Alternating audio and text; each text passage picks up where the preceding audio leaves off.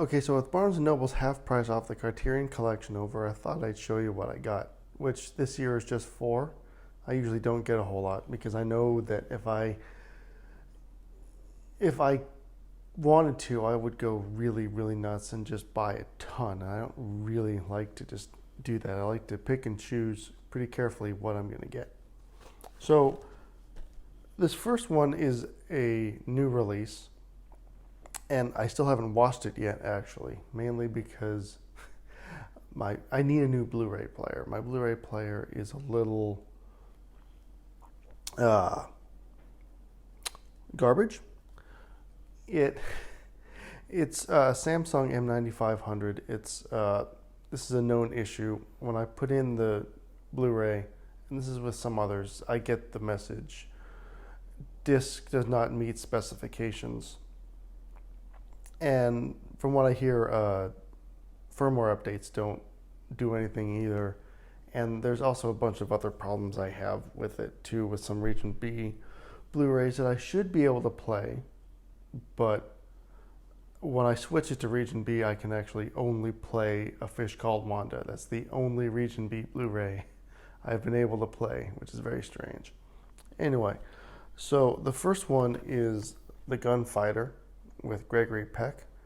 And just like with most everything, I bought it, one, because of the artwork, and two, because Gregory Peck is in it. But when I can finally get around to watching this, I'm going to be very happy to watch it. All right. So then the second one, I'll just go with the other one that I was most anticipating getting. The other one that I went for is McCabe and Mrs. Miller, for not exactly the same reason, not the artwork so much. I'm not a huge fan of this. It's the poster. I'm not a huge fan of it, but mainly because Robert Altman directed it. I'm not a huge Warren Beatty fan. He's fine. There's nothing wrong with Warren Beatty. He's good, but I'm not a huge fan.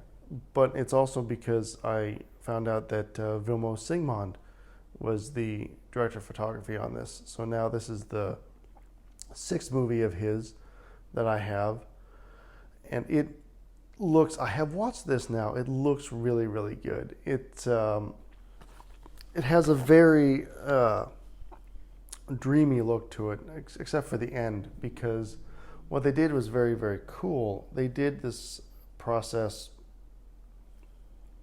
called flashing the negative, and usually it's done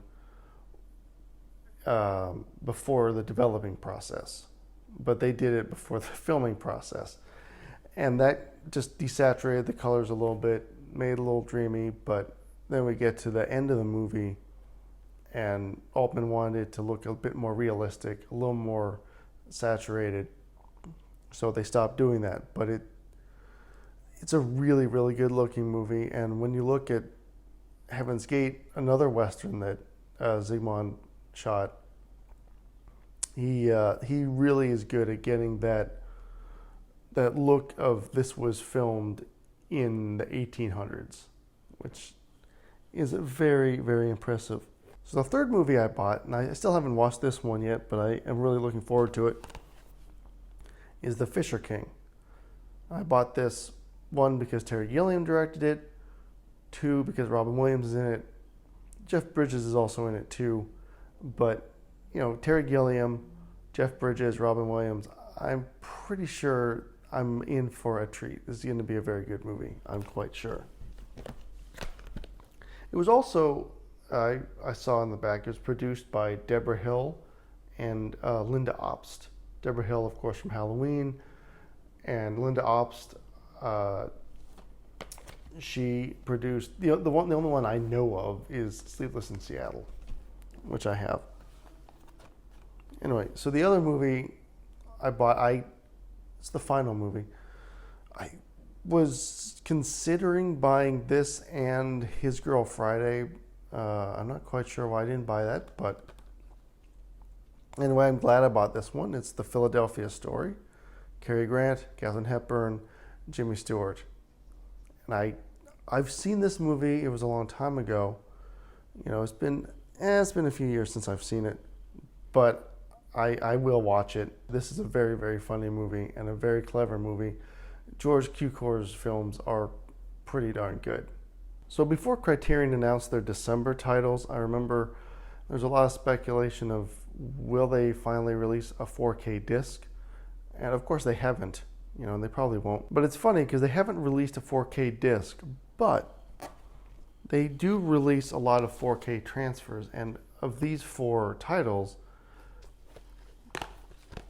this is the only one that does not have a 4K transfer on it. And then all the rest of these are 4K transfers.